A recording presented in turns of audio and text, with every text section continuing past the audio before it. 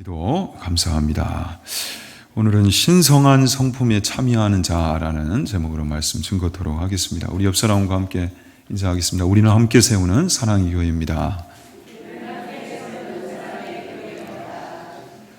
자, 오늘은 이제 보통 5월 첫째 주는 어린이 주일로 보내죠. 그런데 이제는 어린이뿐만 아니라 모든 자녀들이 귀한 시대라 자녀 세움 주일로 2022년도는 이렇게 함께하고자 합니다.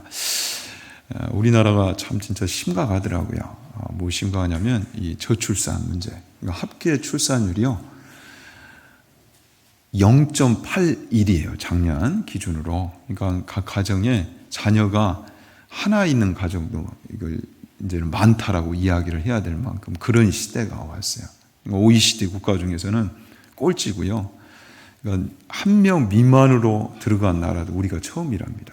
그러니까 저출산이 속도가 아주 무섭게 이제 곤두박질을 하고 있기 때문에 지금 이런 나라는 뭐 세계에서 유례를 찾아보기 힘들 정도로 지금 그런 상황 가운데 있다라는 거예요. 그래서 뭐 교회 밖에서도 우리 자녀들이 귀하지만 교회 안에서도 이 시대가 워낙 악하고요. 이 세상 문화, 가치관이 교회를 공격하고 있기 때문에 자녀들이 지금 교회를 떠나고 있는 그런 상황이란 말이죠. 이런 속에서 정말 우리 교회 안에서는 우리 자녀들의 귀함을 알아야 되겠다. 이들을 마음껏 축복하고 또 사랑할 수 있는 그런 열심과 열정이 가득했으면 합니다. 그래서 우리 자녀들, 우리 다음 세대들이 이쪽에다 앉아 있는데요. 한번 사랑을 고백합시다. 우리 부모 세대들이 사랑한다, 축복한다. 이렇게 한번 사랑을 가득 담아서 축복의 인사를 좀 건넸으면 합니다. 시작. 자, 그러면 우리 자녀들은 이제 바로 물어보세요. 얼마나요? 하고 한번 물어봐 주시고요. 자, 한번 시작. 그래요. 시원이 화이팅. 자, 얼마나요? 자, 우리도 이제 답변을 해줘야 될 거 아니에요. 보통 많다 할 때 이만큼 이렇게 표현하는데 그보다 더 많은 것은 하늘만큼, 땅만큼 이렇게 표현해요. 근데 성경에 실제 하나님이 우리를 사랑하시는데 그렇게 사랑하신다는 거예요. 새 하늘과 새 땅만큼. 신천지죠. 근데 이단들이 자꾸 이 좋은 축복의 내용들, 성경의 내용들을 왜곡해서 탈이에요. 원수 마귀가 이단들을 통해서 자꾸 이것을 누리지 못하도록 방해를 하는데 우리가 이 사랑을 누려야 되죠.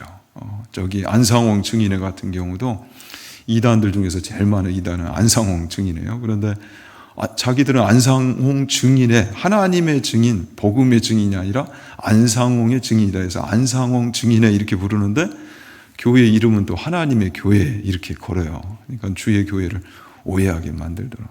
우리가 그것을 뛰어넘어서 성경을 통해서 우리에게 전해주신 그 놀라운 사랑, 하나님의 사랑은 영원하시고요 변함이 없는 사랑인데 이 새하늘과 새 땅, 그 하나님의 나라를 우리에게 주셨다. 자, 우리 부모 세대들이 다시 한번 우리 자녀들에게 그런 의미에서 사랑을 다시 고백합시다. 자, 사랑한다, 축복한다, 이거를 좀 더 이제는 넘어 새하늘과 새 땅만큼 사랑하고 축복한다. 이렇게 한번 축복의 인사를 다시 한번 건네봅시다. 시작. 새하늘과 새 땅만큼 사랑하고 축복한다. 우리 한번 격려하는 의미에서 박수 한번 하십시다. 자, 그래 우리 사랑하는 자녀들이 얼마나 귀합니까? 이들이 교회에 이 발을 딛고 있다는 건 너무 복된 거 아니겠습니까? 정말 불신의 세대가 아니라 이들은 믿음의 세대 돼서 정말 행복하고 영향력 있는 삶을 살아야 되는데 이들이 교회에 발을 딛는 것이 참 즐겁고 행복할 수 있는 그런 교회로 또 나아가서 정말 하나님을 이곳에서 만나고요. 하나님으로 인하여 얻은 그 꿈이 있고요. 그 꿈을 위해서 기도하며 달려갈 수 있는 그런 복된 교회요. 가정될 수 있기를 진심으로 축원합니다. 이 아름답고 복된 일에 우리 모두가 함께 즐거운 마음으로 정말 열심을 가지고 헌신할 수 있기를 바랍니다. 자, 오늘 주요 구절 함께 하가하도록 하십시다. 신성한 성품에 참여하는 자가 되게 하려 하셨느니라. 3번 하가요. 신성한 성품에 참여하는 자가 되게 하려 하셨느니라. 신성한 성품에 참여하는 자가 되게 하려 하셨느니라. 신성한 성품에 참여하는 자가 되게 하려 하셨느니라. 자, 신성한 성품, 주의 성품이죠. 우리 모두를 이 주님의 성품에 참여하는 자로 부르셨고요. 또 귀한 약속을 주셨다는 거예요. 자, 이 자녀 세움 이 주의를 오늘 이제 이렇게 한번 우리가 드리고자 합니다.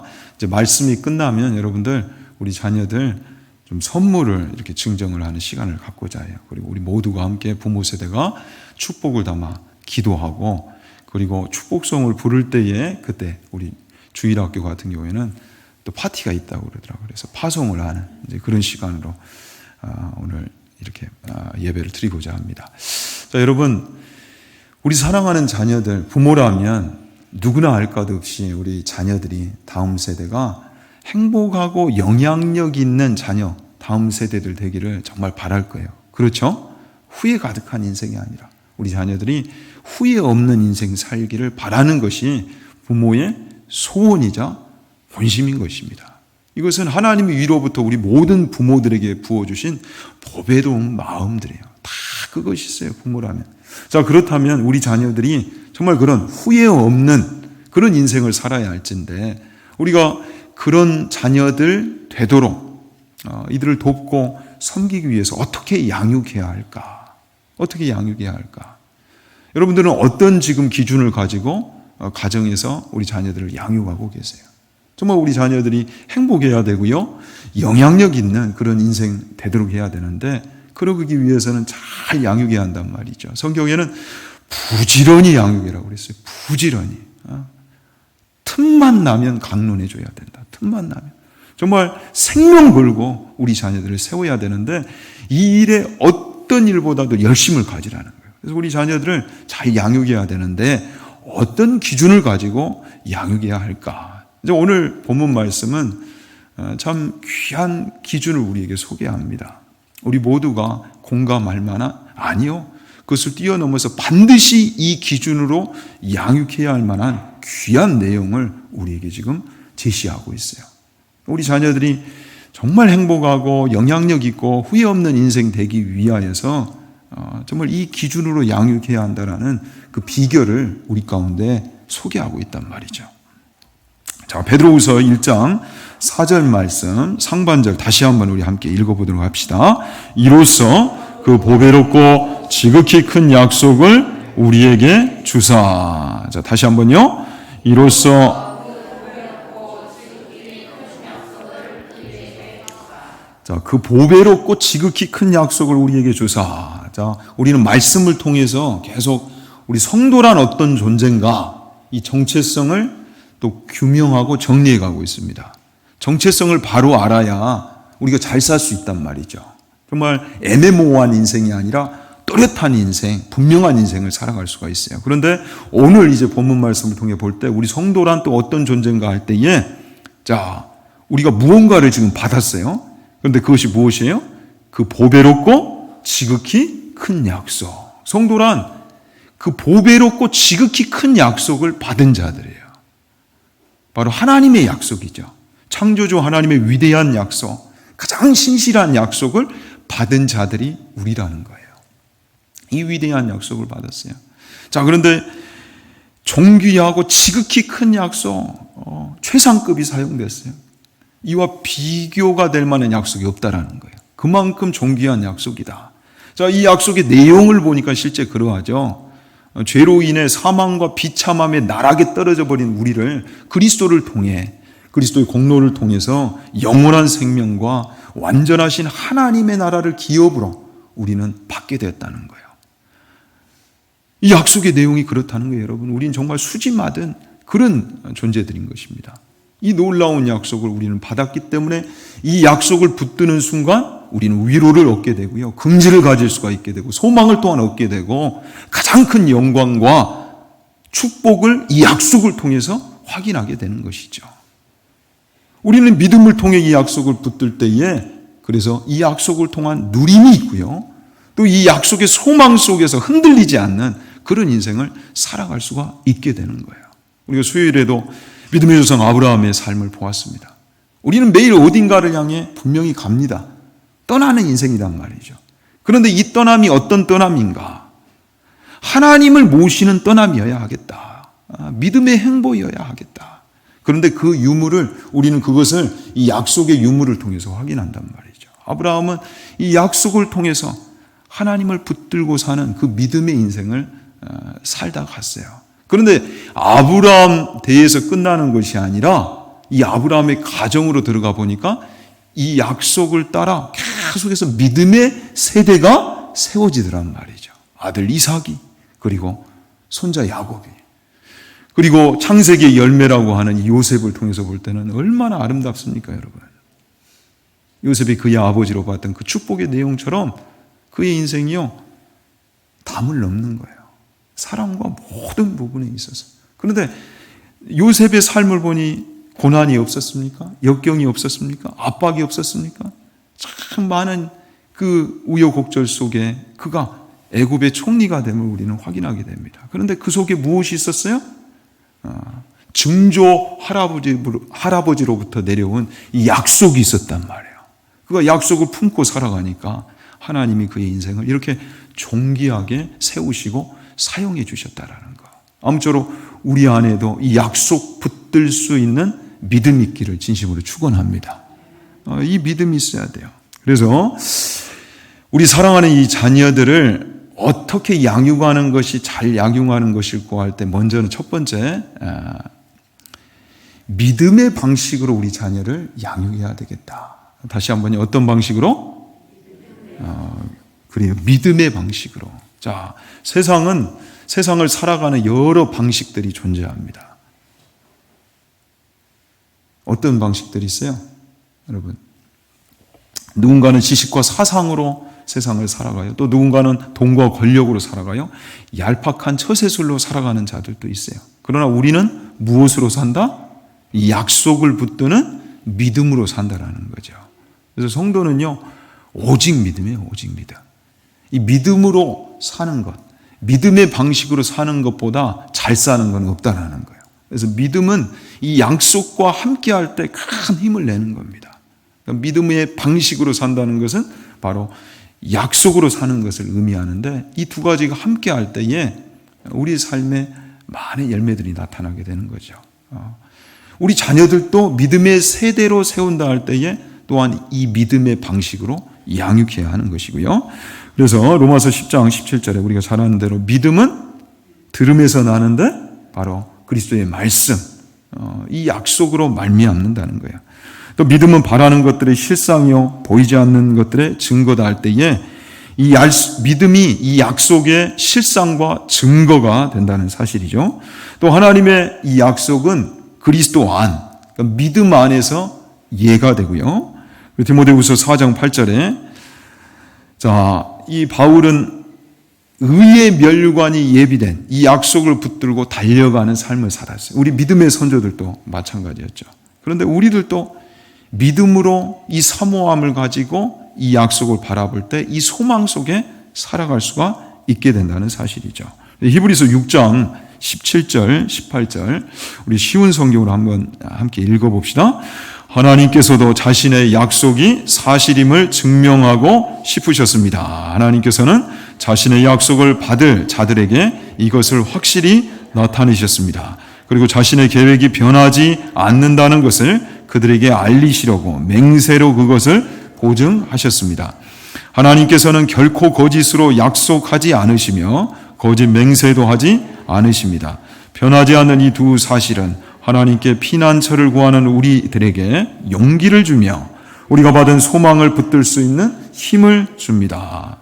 자, 우리가 보통 하나님을 언약의 하나님, 약속의 하나님, 신실하신 하나님이라고 하잖아요. 그런데 실제 이 히브리서 6장의 내용을 보니까 하나님은 어떤 하나님인가? 자신의 약속이 사실임을 증명하기를 기뻐하시는 하나님이시대요. 그러니까 그 약속을 붙들고 믿음의 소망 가운데서 살아가는 자들을 하나님은 친히 도우신다는 거예요. 그래서 변치 않는 이 두 사실, 이것을 소개할 때에 그런 이들에게 무엇을 주시며? 용기를 주시며 또한 그 소망을 붙들 수 있는 힘을 더하시는 하나님이시다. 여러분 이것을 믿으십니까? 약속 붙들 수 있는 이 믿음이 있는 자를 하나님이 그냥 내버려 두시지 않는다고요. 그에게 용기를 주시고 힘을 더하셔서 계속해서 그 약속을 붙들고 살아갈 수 있도록, 그 소망 가운데 살아갈 수 있도록 도우시는 하나님이시래요. 그래서 뒤에 보면 믿음을 통해서 이 소망을 어떻게 표현하고 있냐면 영혼의 가치라고 표현하고 있어요. 약속 붙들 수 있는 그 믿음이 있다면 흔들리지 않는 견고한 삶을 산다라는 거죠. 오늘부터 시작되는 이 큐티 말씀 룻기서를 보니까 오늘 제목이 딱 무엇이냐? 어디로 돌아갈 것인가? 어디로 돌아갈 것인가? 여러분, 우리가 헷갈릴 때, 흔들릴 때는 그래서 어디로 돌아가야 되겠어요? 그렇죠. 이 약속, 하나님의 약속으로 돌아가야 되는 거예요. 그런데 약속을 붙들면 우리 믿음이 힘을 낸다는 사실이에요. 그러니까 믿음과 이 약속은 함께해야 되겠다. 그래서 사랑하는 우리 자녀들을 첫 번째 존귀하게 양육하는 방법 무엇이다? 믿음의 방식으로 우리 자녀들이 살아갈 수 있도록, 약속 붙들 수 있는 그런 삶을 살아갈 수 있도록 양육해야 되겠다. 그래서 우리 자녀들에게 여러분 무엇을 물려줘야 돼요? 우리 부모들이 큐티하는 이 생활을, 이 신앙 습관을 물려줘야 돼요. 나는 큐티 안 하는데 자녀들 보고 큐티해라, 큐티해라. 너 하나님의 약속을 붙들 때 소망이 있다. 성경이 얼마나 하나님의 이 약속의 말씀이 귀하다고 기록되어 있느냐. 말은 그렇게 많이 하는데 부모는요, 말씀 붙드는 삶을 보여주지 않는 거예요. 자, 우리 한국교회에 왜 말씀이 이렇게 큰 힘을 얻었어요? 자녀 세대들이 그걸 다 봤어요, 여러분. 주일학교 다닐 때. 저희 집안에서도 상이 날라가고 그러는데도 여전히 우리 어머님은 성경을 펼치셨어요. 그걸 봤어요. 저 상황 속에서도 하나님의 약속을 붙드시는구나. 도대체 하나님의 약속 속에, 말씀 속에 무엇이 있길래 저 상황 속에서도 말씀을 붙드는가. 우리나라 지금은요, 그래도 잘 나가죠. 세계에서 참 부러움을 많이 받는 나라예요. 근데 이렇게 잘 먹고 잘 사는 시대 얼마 안 됐어요, 여러분. 착각해서는 안 돼요. 하나님 복을 주셔서 지금 이 나라가 여기까지 왔는데 얼마 안 됐단 말이에요. 방송에서도 그 이야기를 직접 거론하더라고요. 얼마 전에. 참 강단에서 이런 말 하기는 너무 참 그런데 아무튼 여기가 찢어지는 나라. 그런데 그게 비유가 아니었다. 너무 못 먹어서 그럴 정도로 가난했던 나라를 하나님이 복 주셔서 여기까지 오게 하셨어요. 그런데 그 속에서도 우리 부모 세대가 성경을 펼쳤다고요. 하나님의 약속을 붙들었다고요. 그것을 자녀들에게 보여줬다는 거예요. 믿음의 방식으로 산다는 건 약속을 붙드는 것인데 정말 우리 자녀들에게 약속 붙드는 그 신앙, 그 삶을 보여줘야 하는 것입니다. 이게 양육입니다, 여러분. 내 자녀들에게 말로만 교육하고 끝나는 거, 그건 양육이 아니에요. 실제 부모가 그 삶을 살아내야 되는 거예요. 보여줘야 하는 거예요. 그것이 바로 우리 자녀들을 양육하는 거예요. 아무쪼록 이 은혜가 우리의 가정과 교회 가운데 넘쳐나기를 진심으로 축원합니다. 자, 먼저는 믿음의 방식으로 우리 자녀들을 양육해야 되겠다. 자, 두 번째는 베드로후서 1장 4절 하반절 말씀 또 읽습니다. 이 약속으로 말미암아 너희가 정욕 때문에 세상에서 썩어질 것을 피하여 신성한 성품에 참여하는 자가 되게 하려 하셨느니라. 자, 여기 보면 하나님의 이 보배롭고 지극히 큰 약속을 우리가 붙들어야 하는 이유를 아주 구체적으로 설명해 놓고 있습니다. 이 약속으로 말미암아 신성한 성품에 참여하는 자가 되게 하려 하셨느니라. 이건 뭐 우리 부모 세대만 국한된 일이 아니고 우리 자녀 세대, 하나님을 믿는 모든 자녀라면, 성도라면 마땅히 이 기준을 붙들어야 되는데, 하나님의 약속을, 그 보배롭고 지극히 큰 약속을 붙들어야 되는 이유, 또 우리에게 주신 까닭, 자, 무엇이에요? 신성한 성품에 참여하는 자가 되게 하려 하셨느니라. 자, 신성한 성품, 주의 성품, 이 하나님의 성품에 참여하는 자가 되도록 우리에게 이 약속을 주셨다는 거예요. 그런데 가운데 이제 들어가 보니까 더 자세한 내용이 소개됩니다. 너희가 정욕 때문에 세상에서 썩어질 것을 피하여. 자, 다시 한번요. 너희가 정욕 때문에 세상에서 썩어질 것을 피하여. 자, 두 번째는 우리 자녀들을 신성한 성품의 법칙으로 양육해야 되겠다라는 것인데, 이 안에 들어가 보니까 아주 중요한 내용이 소개되는 거예요. 자, 여러분, 세상은요, 세상 자체가 문제가 아니에요. 이 세상을 망가뜨리는 정욕, 욕심, 욕구, 욕망, 탐심이 문제라는 거죠. 이 정욕 때문에 세상이 망가진대요. 욕심 때문에. 세상이 부패하고요, 계속해서 망가져가고 있다는 거예요. 최근에는 여러분 지구온난화를 이렇게까지 표현합니다. 기후재난이다. 기후재난. 그러니까 자연적 산불이 매년 지금 일어나는데, 작년 같은 경우에는 호주에는 6개월 동안 산불이 안 꺼지고 일어났잖아요. 그럴 만큼 지금 지구가 뜨겁다라는 거예요. 그런데 놀라운 사실은요, 지금까지 배출된 탄소만 가지고도 지금 지구가 앞으로 이거 참 위태롭다 이런데, 이 탄소가 한번 배출되면 200년을 간답니다. 200년. 지금 이미 배출된 이 탄소만으로, 인간의 욕심 때문에 배출된 이 탄소만으로도 지구가 망가지기 충분하다는 거예요. 근데 여기에 얼마를 더하면, 이제 과학자들도 워낙 이 지구가 망가져가는 속도가 빠르니까 예측을 못 하겠대요. 과연 그럴까 했는데 그걸 뛰어넘어서 훨씬 더 속도가 빠르니까 이제는 돈 하면 물불 안 가리는 기업들조차도 앞장서서 전기차로 바꿔야 된다. 막 앞장서잖아요. 그만큼 위에서는 나눠지는 정보가 지금 지구가 너무 망가져가고 있다. 그 속도가 무서울 정도라는. 인간의 욕심 때문이에요. 이 정욕, 탐심, 이것이 이 세상을 부패하게 만들고 있고요, 망가뜨리고 있는 거예요. 그러니까 죄인을 결국 정욕의 자리로 끌어갑니다. 이건 법칙과도 같아요. 그러니까 정욕의 법칙으로 세상은 돌아가요. 그런데 이거는 사단의 살산무기라는 거죠.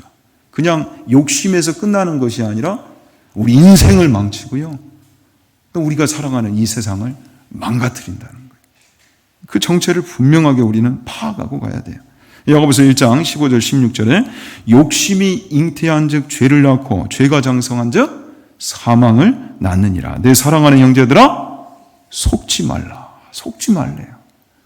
이 탐심, 정욕, 욕망, 이 욕망의 법칙으로 살면 결국 우리는 사망으로 떨어진다는 거예요. 절대 속으면 안 된다는 거예요. 그래서 우리가 사도행전 강해를 통해서도 늘 우리가 깨어 있어야 된다고 그랬어요.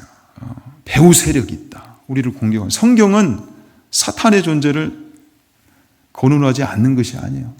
계속해서 우리에게 일깨워주면서 근신해야 된다. 깨어 있어야 된다. 그리고 온수마귀를 대적해야 된다 가르치는데, 연약한 것은 우리가 긍휼로 품어야 됩니다. 그러나 악한 것은 어떻게 해야 돼요, 여러분? 맞서 싸워야 돼요. 싸우지 않으면 우리 인생이 망가지게 되어 있고 부패하게 되어 있고 결국 사망에 이르게 되어 있다는 거예요. 우리 다음 세대들, 우리 부모 세대뿐만 아니라 우리 자녀들에게도 이것을 꼭 알려줘야 돼요. 그래서 정욕의 법칙, 욕망의 법칙으로 살아서는 안 된다. 그 끝은 사막이다. 욕심 따라가면 끝나는 거야. 그래서 그럼 어떻게 살아야 하는가 할 때에 신성한 성품에 참여해야 돼. 주의 성품의 법칙으로 살아야 돼. 주님을 닮아갈 때 우리가 비로소 욕심으로부터 자유로울 수가 있어요. 그것을 이길 수가 있어. 이 내용을 계속해서 우리 자녀들에게 들려줘야 하는 거예요. 성령의 열매 안에도 여러분들 보시면 욕심이 알지도 못하고 결코 이뤄낼 수 없는 열매들이 다 소개가 되어 있죠. 오직 성령의 열매는 사랑과 희락과 화평과 오래 참음과 자비와 양성과 충성과 온유와 절제니. 그런데 이제 오늘 이 신성한 성품에 참여할 때 나타나는 이 열매 안에도 정욕과 욕망이 근접할 수 없는 이 7가지 덕목이 소개되고 있습니다. 욕망은 절대 이런 열매를 낳을 수가 없어요. 그러나 신성한 성품의 법칙으로 살게 되면 이런 아름다운 덕목의 열매들을 얻게 된다는 거야. 자, 7가지가 무엇입니까? 덕과 지식과 절제와 인내와 경건과 형제 우애와 사랑. 자, 이것을 더해가는 인생을 살라는 거예요. 신성한 성품에 참여하는 것은 그러면 무엇입니까? 우리 자녀들이 부모 세대에게 물어볼 수 있잖아요. 이런 열매들, 이런 아름다운 열매들을 맺어가는 거야. 덕과 지식과 절제와 인내와 경건과 형제 우애와 사랑이 너의 인생에 어떻게 나타나고 있니? 이것을 맺어가는 것이 우리가 주님을 닮아가는 거야. 그럴 때에 욕심으로 살아가는 그 인생에서 우리가 벗어날 수가 있어. 자, 이것도 마찬가지예요, 여러분. 말로만 이렇게 끝나면 되겠어요? 그것이 아니라 실제로 이런 열매를 맺어가는 그 삶을 자녀들에게 물려줘야 되겠죠. 그래서 이제 오늘 시간과 다음 시간까지 이 귀한 덕목들을 우리가 찬찬히 좀 살펴보는 시간을 갖고자 하는데요. 우리 오늘은 2가지만 우리 자녀 세대들 가운데 권면하고 말씀을 마치도록 합시다. 자, 우리 자녀들, 우리 다음 세대들이 어떻게 하면 그러면 믿음의 세대 될고 주의 성품을 닮아가는 그런 자녀들 될거 할 때 이 2가지를 꼭 붙들었으면 좋겠어요. 첫 번째는 우리가 덕 있는 인생이 돼야 되겠다. 2번째는 이 지식은 그냥 지식이 아니에요. 하나님을 아는 지식, 참 지식, 신지식을 의미하는데 하나님을 아는 지식이 풍성한 그런 인생이 돼야 되겠다. 제 이름이 덕호입니다. 덕호. 저희 아버지가 처음에는 지혜 지자를 써서 지호, 지혜가 넓은 자녀에서 지호라고 질려다가 이 지식, 지혜보다는 무엇이 더 앞선다? 덕이 먼저 앞선다 해서 덕호라고 졌대. 가만히 보니까 우리 아버지가 이름을 너무 잘 지셨어요. 굉장히 성경적이에요. 자, 먼저는 지식보다는 무엇을 지금 성경이 거론하고 있습니까? 덕을 먼저 거론하고 있어요. 자, 이 덕은 우리가 베드로전서 2장 9절에서도 살펴봐서 잘 알고 있는 단어죠. 그러나 너희는 택하신 족속이요 왕같은 제사장들이요 거룩한 나라요 그의 소유가 된 백성. 하나님께서 우리를 이렇게 존귀한 존재로 부르시고 세우셨다라는 거예요. 그런데 그 까닭이 무엇인가 할 때에 아름다운 덕을 선포하게 하려 하십니다. 이 아름다운 덕이 탁월함들, 복수라고 그랬어요. 찬양들, 놀라운 일들, 우리를 존귀한 존재로 세우셔서 이렇게 탁월한 일들, 존귀한 일들을 맡기셨다는 거죠. 우리 자녀들도 마찬가지죠. 이 아레테, 탁월함, 도덕적인 탁월함을 뜻하는데 우리 자녀들이 덕 있는 자녀가 돼야 되겠다 할 때는 이 자녀들이 탁월한 존재들로 계속 성장해 가야 되는 거예요. 계속해서 주님을 의지하고 기도하면서 이 자녀들이 세상을 섬길 수 있는, 아름답게 섬길 수 있는 그런 존재들로 거듭나야 한다는 거죠. 지난주에 이 가까운 그 목포 그 하나교회에서 이제 세미나 하나가 있었는데 제가 거기를 다녀왔어요. 늘 관심이 있어서 우리 몇몇 권사님들과 또 기도하고 있는 내용이기도 한데 정말 우리 교회의 자녀들이 어떻게 하면 행복하고 또 교회에 참 오고 싶은 그런 교회 되게 할고 할 때에 좀 우리 다음 세대들을 우리가 사랑으로 더 챙기고 섬길 수 있는 이 사역들, 거룩한 사역들을 우리 교회 안에 일으켜야 되겠다. 그런데 거기 보니까 그 한동대에서 빅스 아카데미라고 우리 사랑하는 자녀들을 영향력 있는 자녀로 세우기 위해서 아주 귀한 그 프로그램을 개발을 했더라고요. 그래서 방과 후 학교를 처음에 운영을 하다가 결국은 이제 대안학교까지 가는 좋은 코스인데 이 커리큘럼 안에 저는 무엇이 신선하고 좋았냐면 그 목표가 참 그 좋다 이런 생각을 했어요. 공부해서 남 주자. 근데 공부해서 왜 남을 줘야 되는지 그리고 그렇게 하기 위해서는 어떻게 해야 되는지 이런 내용 안에서 커리큘럼이 짜여 있더라고요. 방과 후 학교를 하려면 이 3명의 정교사와 또 교실 3개가 필요하고 또 보조교사 3명이 필요한데 참 했으면 좋겠다. 내용은 좋은데 이걸 할 수 있는 좀 여건이 돼야 되는데 조금 그런 부분에 아직 우리 교회가 조금 이른 것 같아서 그래서 참 아쉬웠어요. 그런데 속히 이 꿈을 가지고 우리 자녀들에게 그런 내용을 통해서 섬길 수 있는 빨리 거룩한 사역들을 일으켜야 되겠다. 우리가 지금 기도하고 있는데 실제 우리 귀한 자녀들, 이런 덕 있는 자녀 될 수 있도록 탁월한 존재들로 세워질 수 있도록 우리가 헌신해야 되지 않을까요? 정말 함께 여러분들 기도해 주시고 그런 거룩한 사역들이 일어나는 이 부분이 속히 열릴 수 있도록 함께 띄워주시기를 간절히 바랍니다. 자, 두 번째는 덕과 아울러서 지식, 앞에서도 소개해 드린 것처럼 하나님을 아는 지식, 이 신지식이 풍성한 자녀들로 세워야 되겠다. 이건 학문적 지식이 아니에요. 그러니까 하나님과 친밀한 그 관계를 뜻합니다. 마치 우리 엄마와 이 갓난아이의 관계처럼. 이건 지식적인 관계가 아니죠. 그걸 통해 얻는 알미 아니에요. 이 친밀함 속에서 나오는, 사랑 속에서 나오는 그러한 지식이란 말이죠.